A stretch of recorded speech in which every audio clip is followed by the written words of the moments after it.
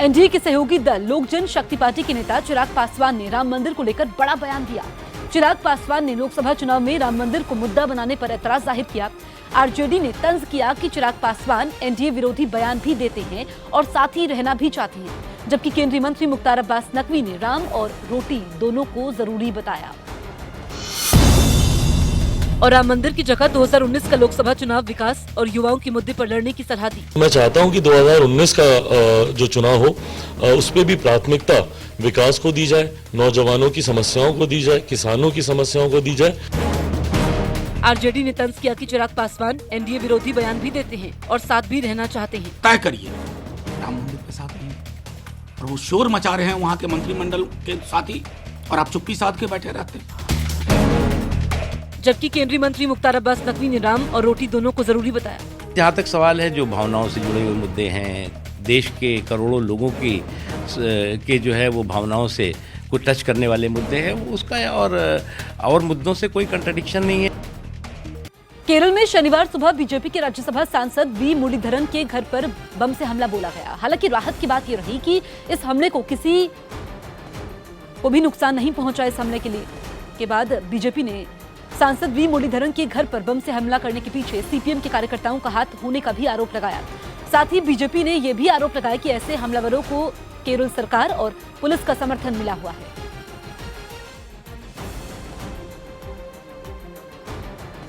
वित्त मंत्री अरुण जेटली ने ट्वीट कर केरल में बीजेपी सांसद पर हमले की कड़ी निंदा की। उन्होंने लिखा, मैं राज्यसभा सांसद मुरलीधरन के घर पर हमले की निंदा करता हूं। इन हथकंडों से बीजेपी डरने वाली नहीं है। राजधानी की रफ्तार पर कबाड़ हो चुकी हजारों गाड़ियों ने ब्रेक लगा दी। फैसला किया गया है कि ऐसी गाड़ियों से अब हर्जाना वसूल किया जाएगा।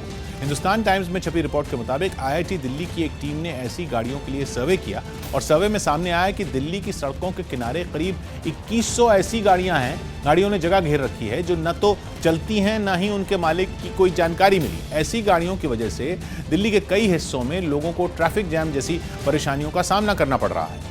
नियम के मुताबिक अगर कोई गाड़ी 24 घंटे से ज्यादा अज्ञात खड़ी मिले तो उसे नगर निगम सीज कर अपने साथ ले जाता है और जब गाड़ियों का मालिक नहीं मिलता तो उस गाड़ी को नीलाम करने का अधिकार भी नगर निगम के पास है। इसी नियम के तहत नगर निगम अब ऐसी गाड़ियों को जब्त करने के लिए एक अभियान चलाएगा और गाड़ी वापस लेने पहुंचे लोगों से गाड़ी के वजन के हिसाब से जुर्माना वसूला जाएगा। इसका रेट ₹1 प्रति किलो तय किया गया है। यानी अगर गाड़ी का वजन 4000 किलो है तो गाड़ी को वापस लेने के लिए गाड़ी के मालिक को ₹4000 देने होंगे। आंध्र प्रदेश के मुख्यमंत्री चंद्रबाबू नायडू गोदावरी नदी पर बन रहे पोलावरम डैम का विशाल ढांचा बनाने के लिए 30,000 क्यूबिक मीटर का सीमेंट कंक्रीट का घोल 24 घंटे में डालकर वर्ल्ड रिकॉर्ड बनाने जा रहे हैं। ये रिकॉर्ड दर्ज करने के लिए Guinness book of world record की टीम को बुलाया गया है। आंध्र प्रदेश के पोलावरम डैम पर सोमवार को 2 वर्ल्ड रिकॉर्ड तोड़ने की तैयारी की जा रही है। डैम की दीवार बनाने के लिए 30,000 क्यूबिक मीटर का सीमेंट कंक्रीट का घोल लगातार बिना रुके डालकर ढांचा तैयार किया जाएगा। चंद्रबाबू नायडू सरकार ने पोलावरम डैम पर इस ऐतिहासिक पल को कवर करने के लिए देश भर से मीडिया को आमंत्रित किया है। यूपी के उन्नाव में 2 बुजुर्गों ने शराब के धोखे में तेजाब पी लिया।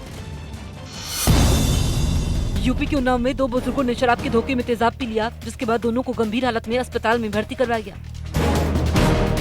यूपी के कानपुर में अवैध कबाड़ की दुकान में लगी आग को दमकल की गाड़ियों ने काफी मशक्कत के बाद काबू पाया। नैनीताल में हल्की बूंदाबांदी के बाद बर्फबारी हुई, जिसका पर्यटकों ने जमकर मजा लिया। ठंड की वजह से गाजियाबाद में 12वीं क्लास तक के सभी स्कूल 12 तारीख तक बंद रखने के आदेश दिए गए। ग्रेटर नोएडा में यूपी एसटीएफ की टीम ने ट्रकों को लूटने वाले गिरोह के 4 सदस्यों को गिरफ्तार कर उनके पास से करीब 1300 मोबाइल सेट बरामद किए। अहमदाबाद के नारायणपुर में बस और कार के बीच हुई टक्कर में एक की मौत हो गई, जबकि 3 लोग घायल हो गए। बिहार के बेगूसराय में बाइक चोरी कर ले जा रहे लड़के की लोगों ने जमकर पिटाई कर दी। हरियाणा के रोहतक में बैंक ऑफ बड़ौदा के एटीएम को लूटने की कोशिश कर रहे एक आरोपी को पुलिस ने मुस्तैदी दिखाते हुए गिरफ्तार कर लिया। यूपी में आवारा मवेशियों को पकड़कर गो संरक्षण केंद्र में रखने के सीएम योगी के आदेश के बाद लखनऊ में नगर निगम के कर्मचारियों को एक सांड पकड़ने में पसीने छूट गए। किसी तरह उन लोगों ने सांड को ट्रक तक पहुंचाया और उसे जबरन ट्रक के अंदर डाला गया। नगर निगम ने सिर्फ लखनऊ में ही अब तक 9,000 से ज्यादा आवारा मवेशियों को पकड़ लिया है और 10 तारीख तक 11,000 मवेशियों को पकड़ने का उनका लक्ष्य है। नगर निगम के इस अभियान का कुछ लोगों ने विरोध भी किया और नगर निगम पर मनमानी करने का आरोप लगाया।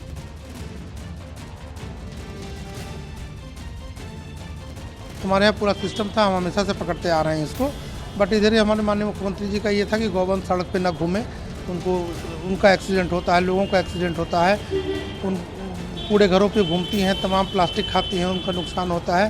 तो उनकी ये इच्छा कि ये गौ संरक्षण केंद्रों में रहें, वहीं पे इनका पूरे जीवन इनकी देखभाल हो और कायदे से इनको भूसा चारा दाना मिलता रहे, ये संरक्षित रहे। यूपी के शामली में पुलिस ने 2 घंटे में 2 मुठभेड़ कर 7 बदमाशों को गिरफ्तार करने का दावा किया।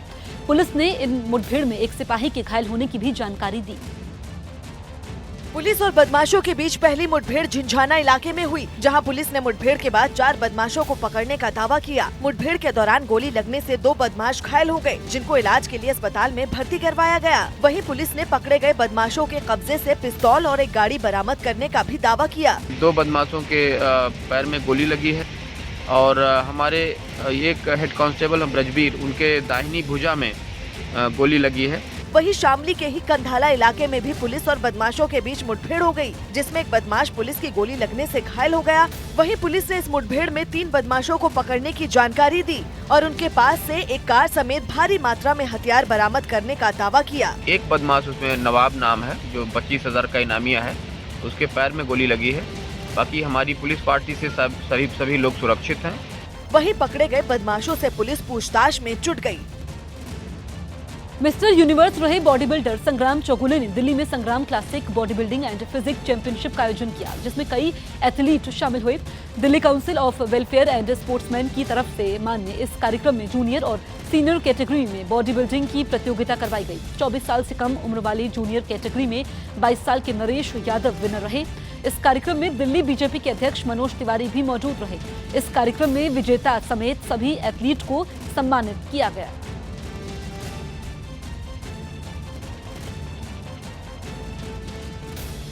मैं उन बच्चों को चांस दे रहा हूँ कि जो मेडल के लिए चैलेंज करते हैं हमेशा, जिनके पास मेडल्स नहीं है, स्ट्रगल कर रहे हैं, चैंपियनशिप जिन्होंने जीता नहीं है, तो उनके लिए एक स्टेज देना, ये मेरा गोल था और संग्राम classic based on that only.